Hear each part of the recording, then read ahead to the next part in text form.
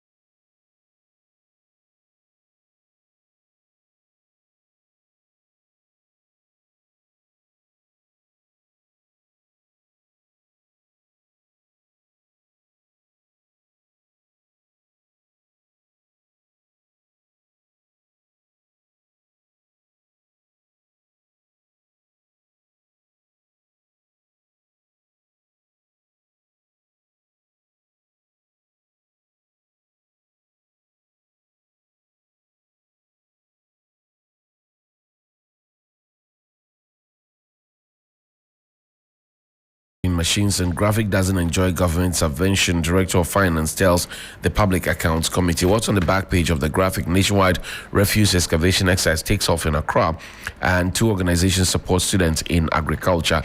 The Daily Guide reports that I can defeat Mahama. That's what's there on the front page of the Daily Guide by Dr. Baumia. Newborn Ghana card ready for takeoff. Cecilia Dapa resigns over maid stealing scandal, and government increases national service allowance to 715 Ghana cedis, 57 pesos. Sherry Aite passes on. May she rest in peace. Her last station was Dasim North. Ghanaian Times. Seko loses Dubai accolade. Disorder in Kwame Nkrumah interchange enclave. Squatters, addicts, street beggars, others have field day. Where is Salifo Amankwa? Ghana, Italy renew ties of cooperation. Armed robbers shoot dead, 2 injure others at Kwame Danso, and we are devastated by death of Sharia Iti, according to the NDC. What do you have there, Helen? All right, let's kick things off with the Finder newspaper. Issuance of Ghana card pinned to babies commences, and you have the vice president pictured here. Judge removes First Atlantic Bank from side chick lawsuit. Also, Kufuor meets Pope Francis to strengthen ties with the Vatican.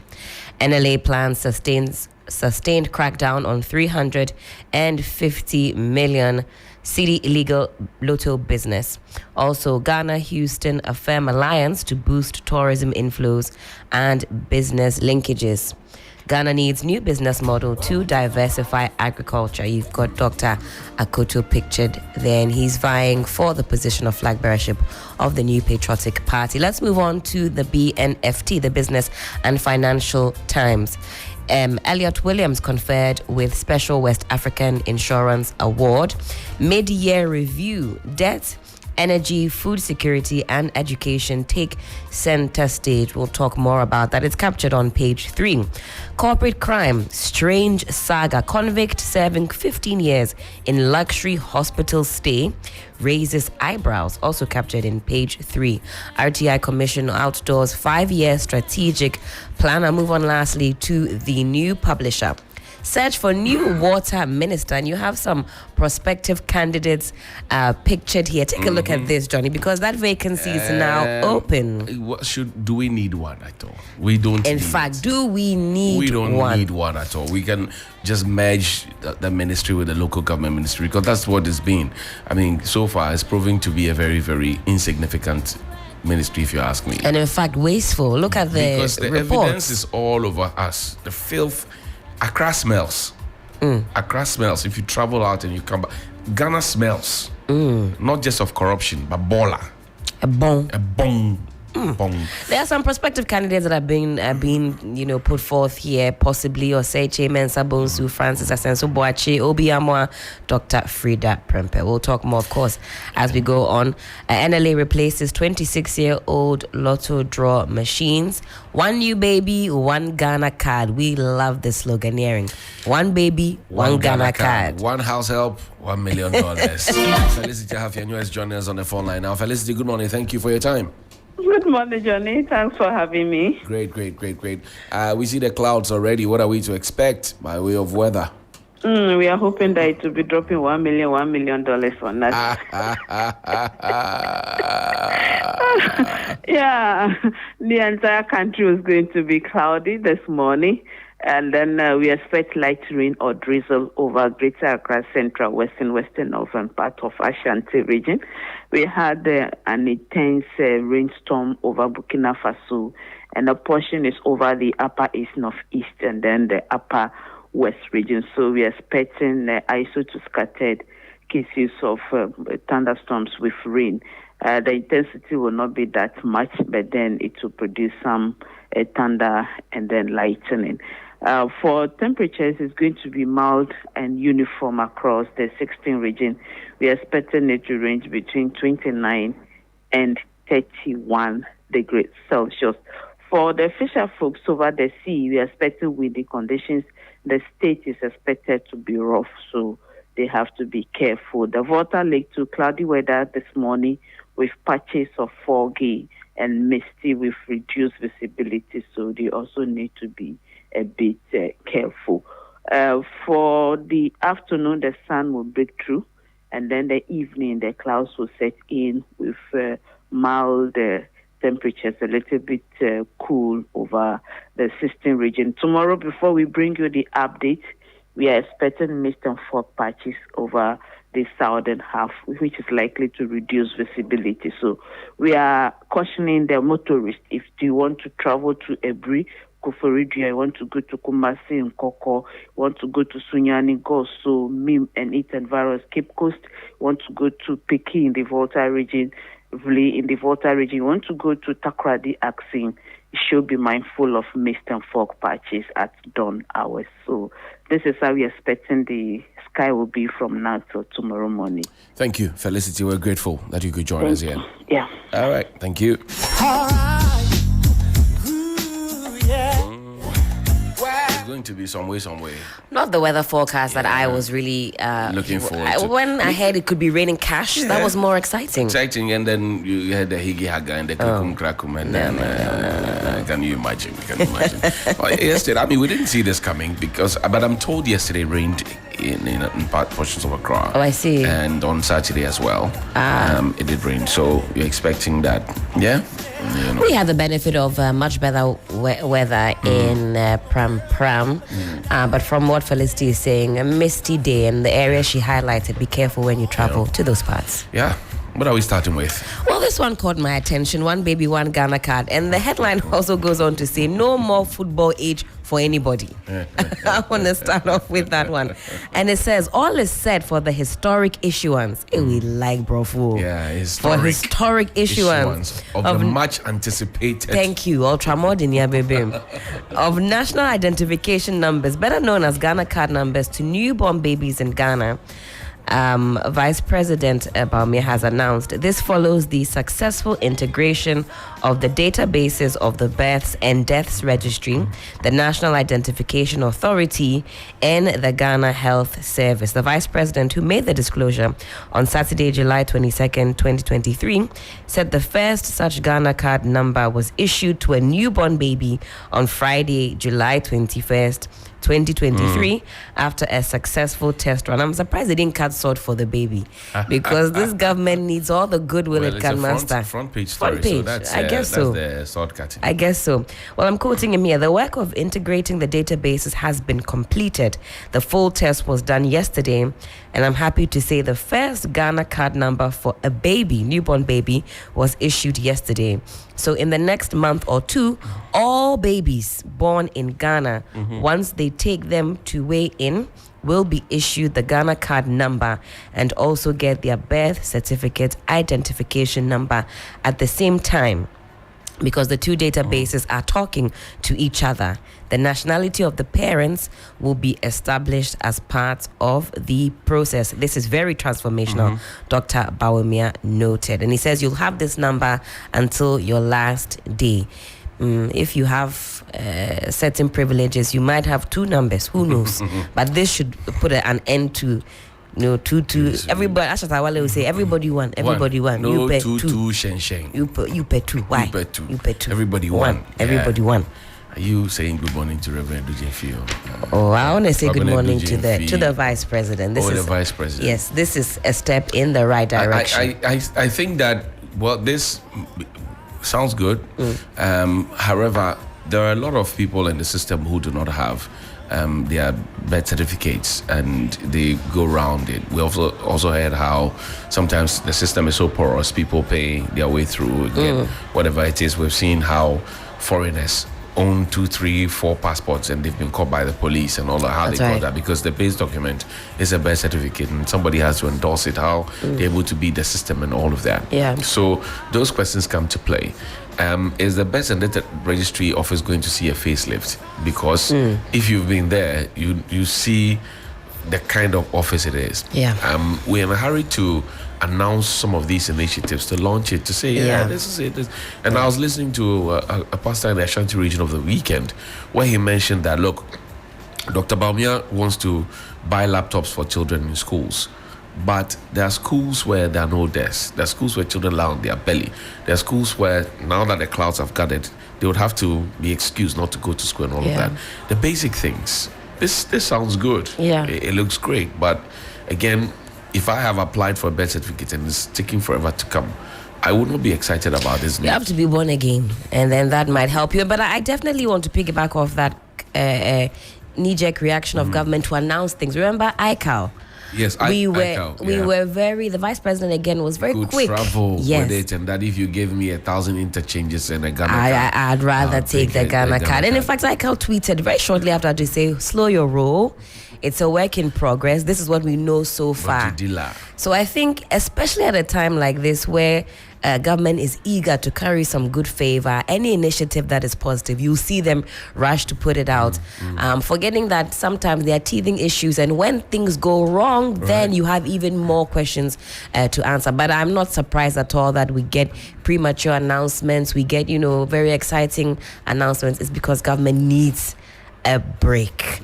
But just also very quickly, because it's in the new publisher, and you say we don't need a new water minister, as is captured here. In fact, there's a paragraph here in page 3 suggesting that it's a story by Wilberforce Asari. It says the majority leader in parliament, Osei Mensah Bosu, could be a convenient choice to replace Cecilia Dapaah. His selection would automatically initiate a reshuffle of the leadership of the governing party in parliament. If appointed to the position of Sanitation and Water Resources Minister, the majority leader will similarly not need to be vetted by the Appoints Committee, as he is already a Minister of State. So they're making a case for the majority leader in parliament to take up this position.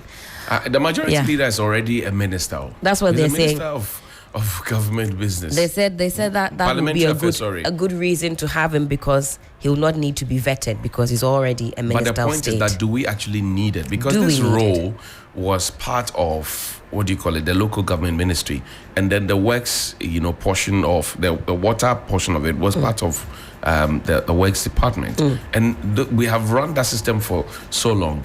We ought to take advantage of some of these unfortunate incidences and cut down on the size of government. Yeah. The president is not listening to anybody. And for me, sometimes I think that he's behaving like a spoiled child who has access to everything but does not know the cost of the things that he has access to. Because if your citizens are suffering, your citizens are outraged about a cabinet minister keeping so much money in her house. The children in our secondary schools can't find food to eat. Buffer stock suppliers have had to go on strike. We owe them of 200 million. We've just paid some. School feeding. You listen to the narrative and it's so bad. 97 pesos at the time was equivalent to 2 eggs. Now 1 cedi 20 pesos is what we're proposing to give, and that is half an egg. These are the real issues. If we put the issues out like that, the president should get a wake-up call. Somebody should wake him up. We don't need a new sanitation minister. The one that we have, the evidence is on the ground. The minister said she had been able to do 85% of the job. It turns out that there's 85% of the job has not been done. So bless his soul, may he rest in peace. Kofi Adda. Yeah. He was the first sanitation minister, correct? Then we called him, I remember very well, in the old studio. He said he doesn't collect bola. Then he was moved to aviation, and Cecilia Dapaah was brought from aviation to the sanitation ministry. That's how come Cecilia Dapaah got to the sanitation ministry. That's right. The vision was to make Accra clean. Cleanest city in Africa. In 4 years. What is the story? What is the scorecard? We don't need another minister. Because you get a minister, you get deputies for the minister, you are going to pay ex gratia, you're going to do this, you're going to do that. All of that. It is the people's bedding. We don't need another minister. We have more than enough competent ministers to run the show. We don't need another minister. Were we not in this country when ministers were giving additional rules? That's right. When Adwoa Safo decided that she was going to jump ship. So what are we talking about? What are we really talking about? Something to table for further discussion. Sticking with page 3 of the new publisher, National Service Alawa, as it's captured here, jumps to some 715 Ghana cedis, a 27% increment from the old 559 figure. If you listen to our morning bulletin, there were some views put forth by the persons engaged in national service, and for a lot of them, they say, well, it's an increment, but it's still not reflective of how much money they are having to spend. One lady who spoke says, for example, if I live at Spintex and I work in Osu, it's not going to really do much. Talk much less about feeding and all of that. 715.59. Well. I mean, 136 or 37 cedis more. In this economy? What are we going to do with it?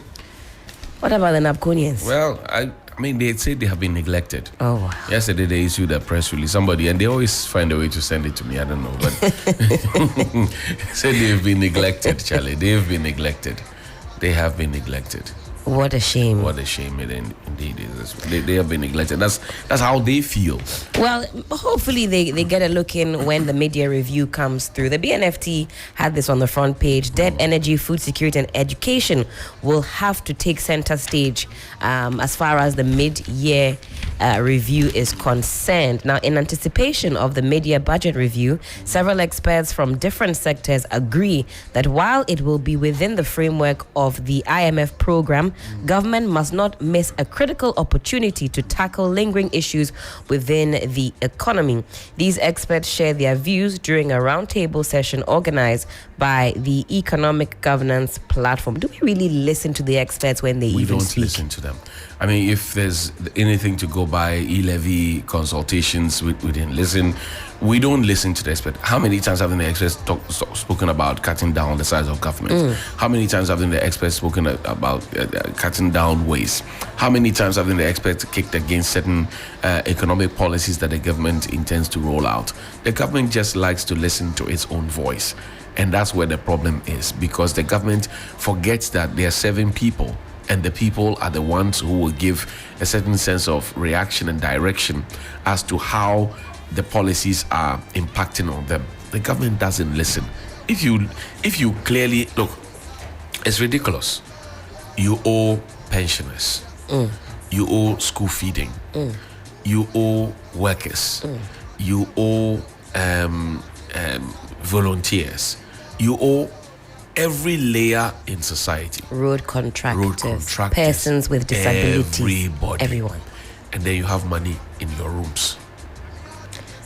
The people would, I don't know how else to explain it, but the people would look at you in a very strange way. That so you're telling us we're bedding sharing, but you have $1 million. Are we really bedding sharing? We are not bedding sharing, because I can't even find 5 cedis to buy a loaf of bread, tea bread. The UN ambassador said these days tea bread, and he knows the price. What used to be 3 cedis to him is now 5 cedis. He said it. UN resident coordinator. He granted hit them small. He has dollars, but he's feeling it. So our governments do not listen. If they listen, we won't be where we are. They mentioned Zambia in this story, again captured in page 3 of the BNFT. And now Dr. Theo Champon, a petroleum economist and political risk analyst, pointed out that Ghana can learn from Zambia's recent external debt negotiation success as deliberations continue with bilateral and private creditors. I remember reading about Zambia's arrangements with China, although I thought it seemed a bit draconian. Whilst they were not willing to forgive the debts, they are willing to prolong the time within which countries can pay back. I'm not sure if Ghana is able to take advantage or do similar to what Zambia has done.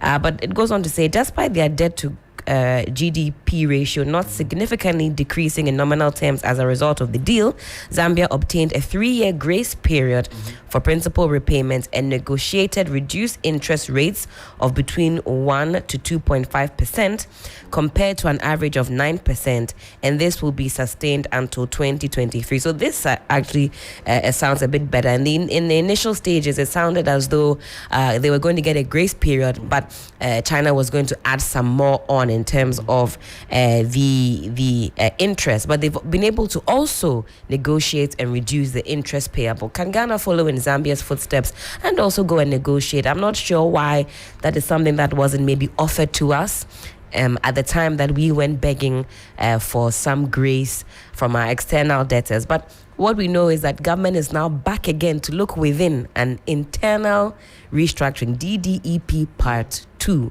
Part 1 did not go as smoothly as we were led to believe. We've seen pensioners picketing, bondholders picketing.